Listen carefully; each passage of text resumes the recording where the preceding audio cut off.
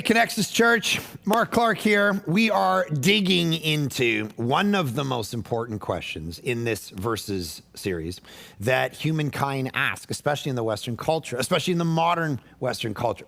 It hasn't been that big of an issue if you go all the way back to like first century philosophers, the question of evil and suffering. How could there be a good God if there's so much evil and suffering in the world? Because a lot of those philosophers said to themselves, we might not ever be able to be smart enough in our moment to know why the gods or why God would allow evil and suffering, but that doesn't mean there is no God. That tends to be what philosophers throughout history have thought. But us, in the last 200 years, post-Enlightenment, we've got to a place where we so idolize reason, rationale, and humankind that we couldn't picture a scenario of something we couldn't understand, ergo, God shouldn't exist. That's issue number one about the humility as we come to this question. But this has been called, because of that reality, the rock of atheism. The main reason maybe why people won't believe in God. The question of suffering. There's so much evil. There's so much suffering. There's terrorists. There's racism. There's cancers. There's tsunamis.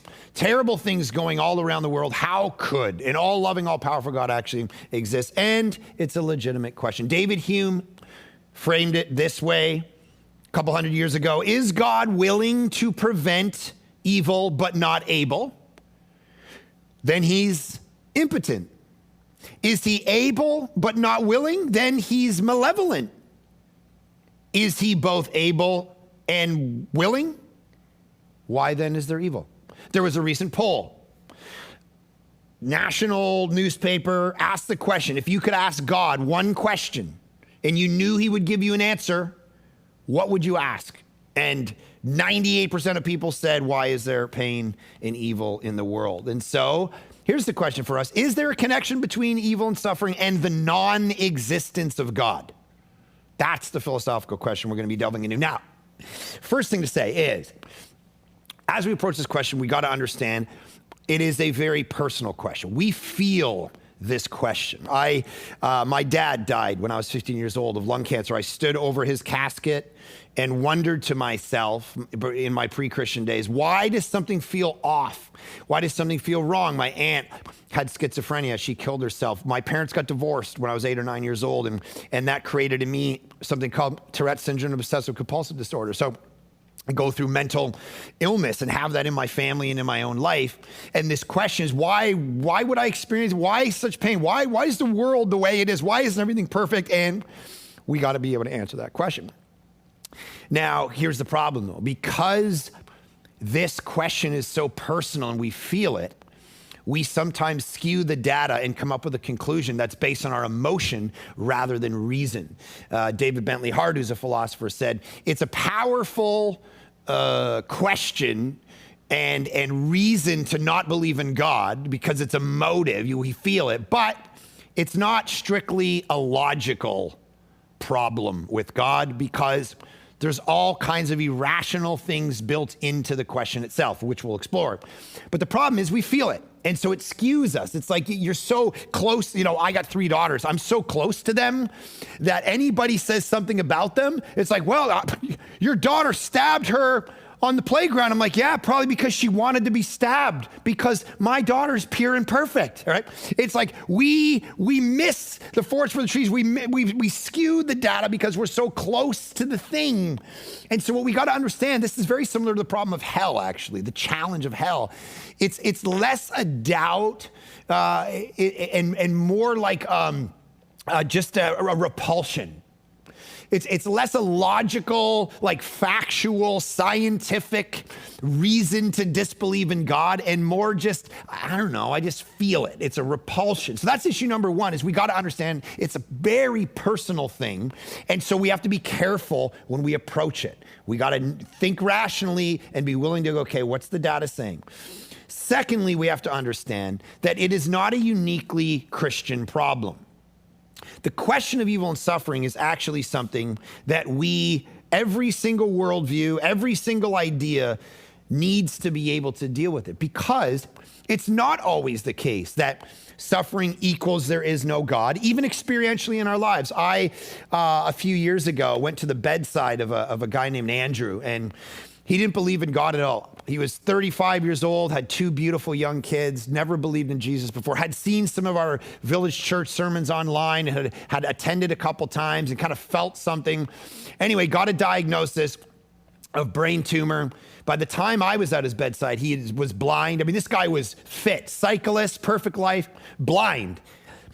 Cancer growing, days left, and I'm sitting here there reading the Bible to him, and he's finding Jesus in the midst of his pain. And he said, I never would have given him any attention at all except for this plight in my life. And what I realize is it isn't always the case that evil and suffering and pain equals people not believing in God. In fact, experientially, it's oftentimes in the midst of those experiences that the existential question is answered for God rather than against him. So what we got to understand is every single philosophy, every single religion has to deal with the problem of evil and suffering. Every single one of them, not just Christianity. And when you compare the ideas of Christianity with the ideas of every other worldview, Christianity wins in the marketplace of ideas. In this competition, in this versus, Christianity is the best idea in the marketplace of ideas, especially when it comes to the question of evil and suffering. Here's why. Look at the New Age movement, for instance. New Age, Eastern philosophy. How do they deal with the question of evil and suffering in the world? They say that it's what they call Maya, meaning it's an illusion. Evil and suffering is not real. It's a figment of your imagination. And if you refuse to admit it, then it won't affect you. And so the whole point of life is get to a place of enlightenment. And then it's built in with this idea of karma.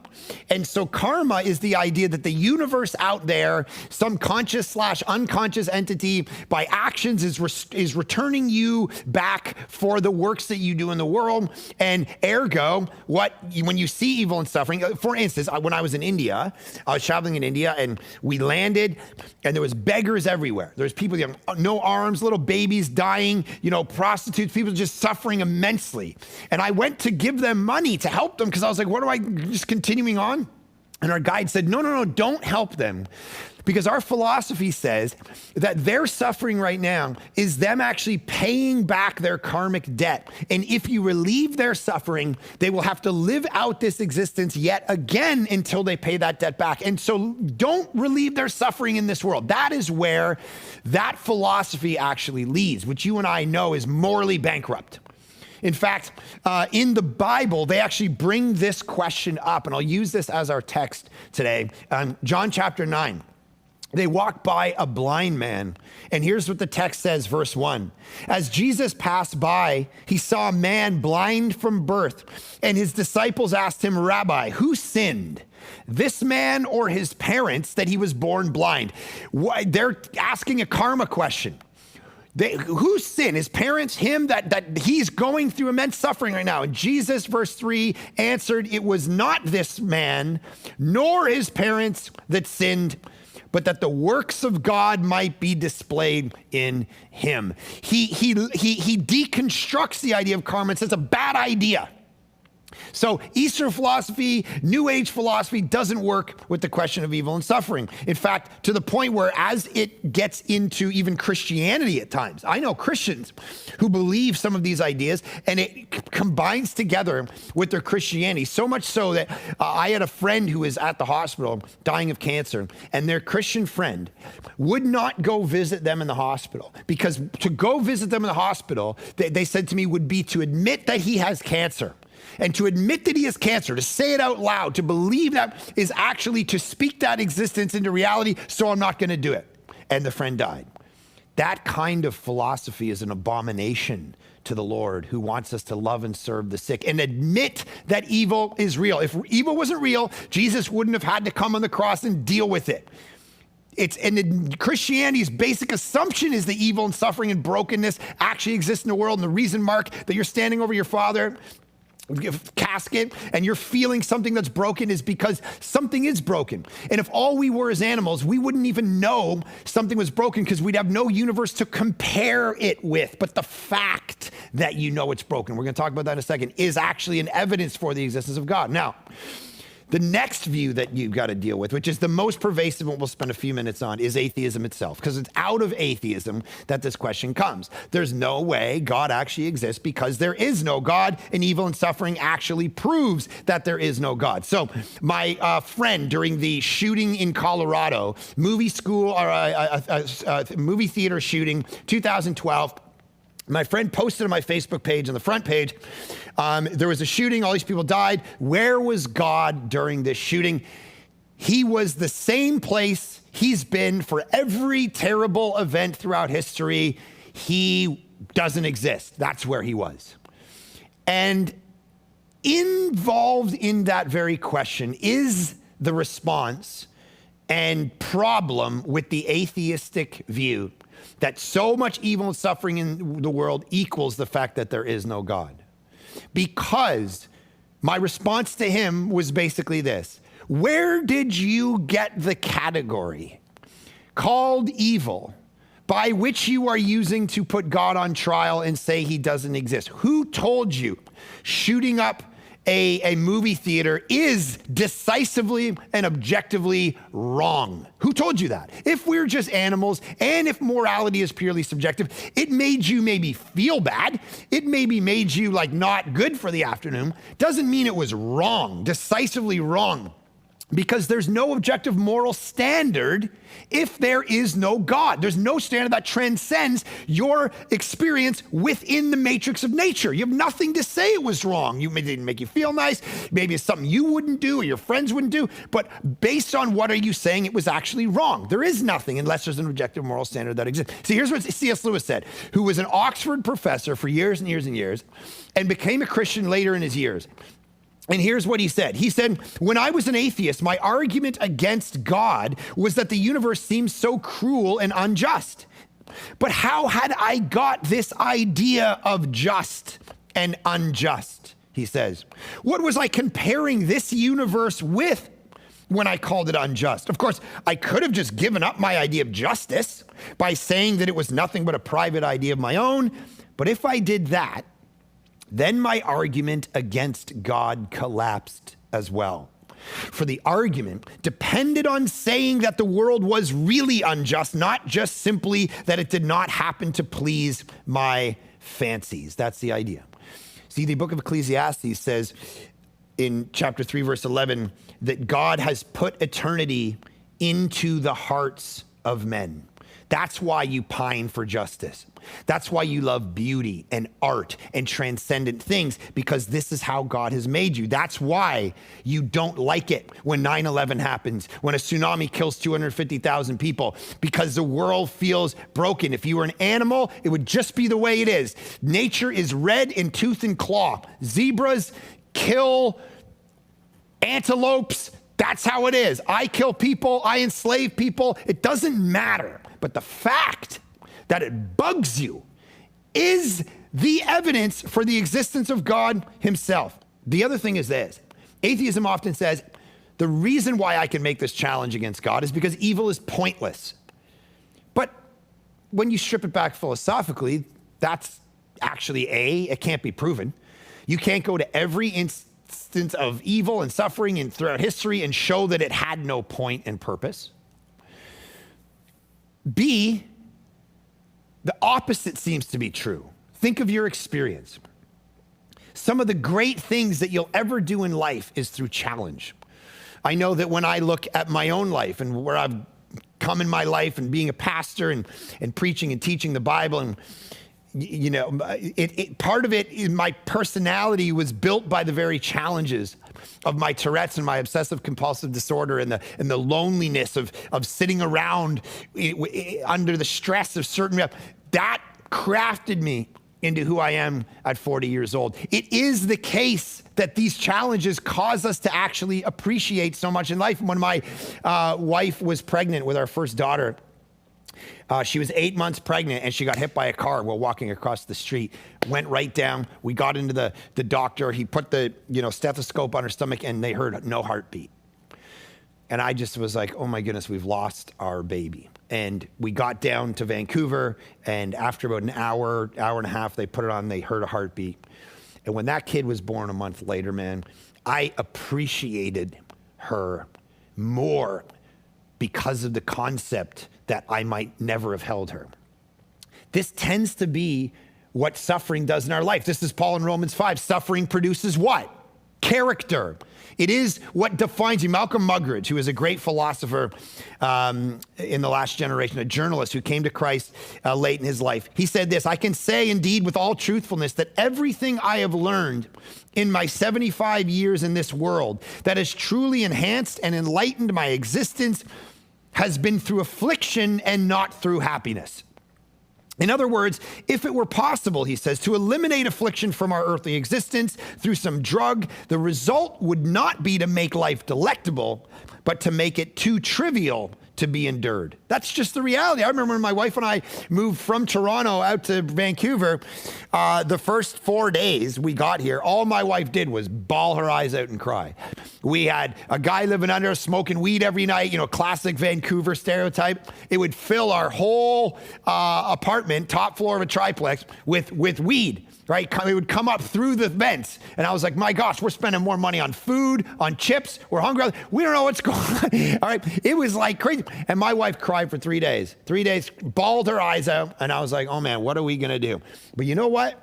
We were 9 months married and we had never prayed more together as a couple in our life than in those moments. Because this is what Malcolm Gladwell talks about in David and Goliath, the advantage of disadvantage in our life.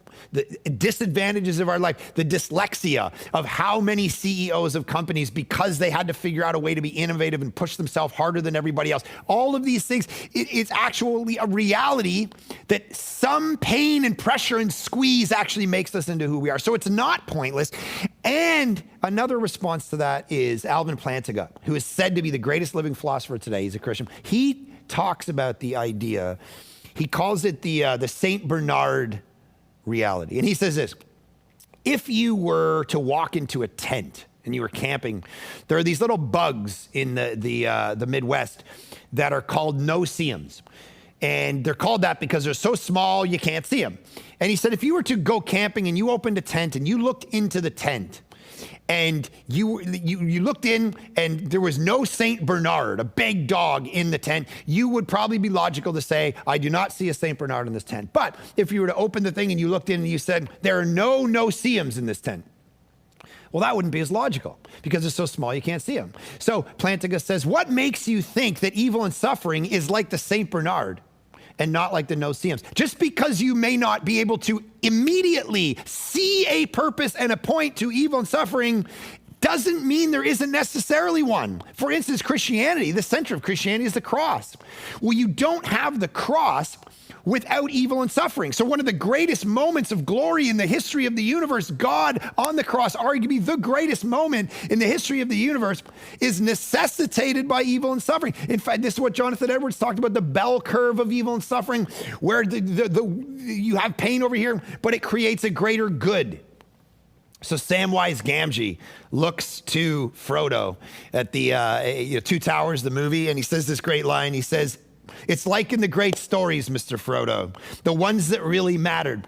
Full of darkness and danger they were. And sometimes you didn't want to know the end, because how could the end be happy?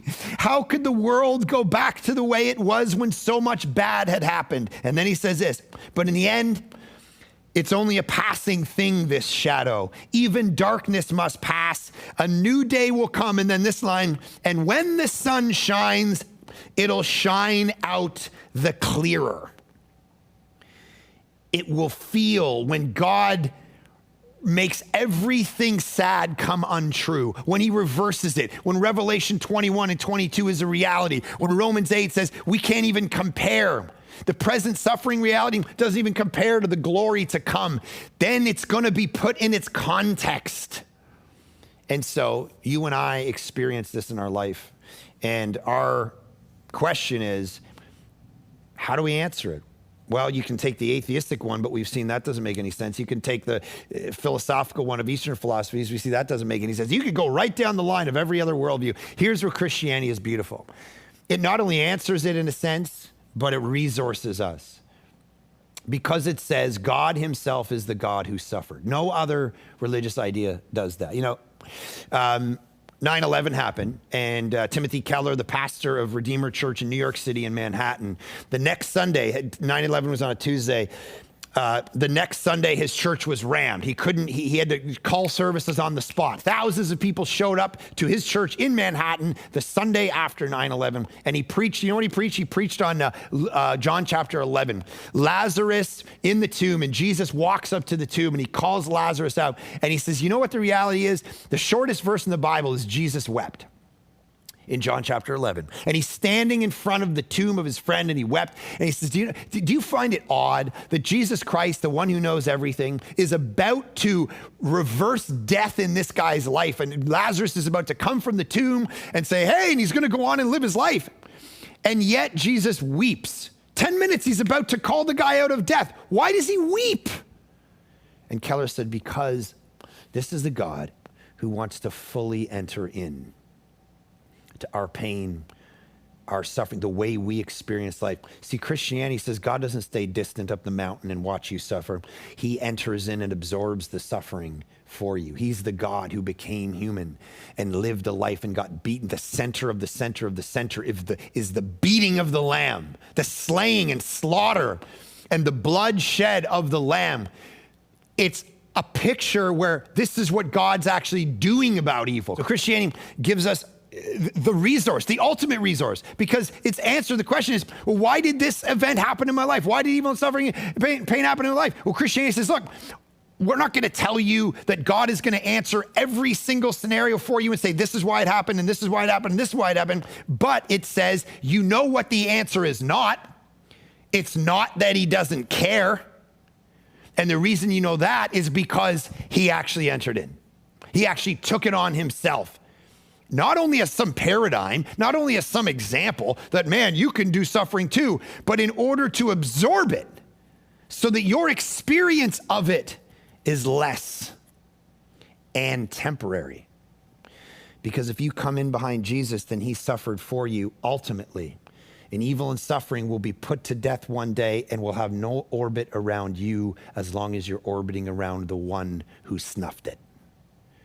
That is the great hope of all of our lives, beyond the question as simply a philosophy. Father, I pray that everyone watching this right now would recognize that this question in itself draws us to the cross, draws us to the fact that you exist. The fact that we ask this question, the fact that evil and suffering bothers us is enough evidence to say, okay, somebody crafted me with an actual compass that makes all this feel uncomfortable. Who is that? He's the one who actually entered in and suffered for you. And I pray that if people haven't believed and they're watching this right now, that you would burn away their unbelief and they would give their life to you. Each life orbiting around you, hearts and minds given over, not only to their own forgiveness, but then the mission and the vocation of that being felt and heard by everyone around them, because their family and their friends and their coworkers feel this problem too and deal with all kinds of pain in their own life, that they would be the kinds of people that would help them discover the solution that is in Jesus Christ. And that would burn in us, and we'd be effective at it for your glory and the good of people. In Jesus' good name we pray. Amen.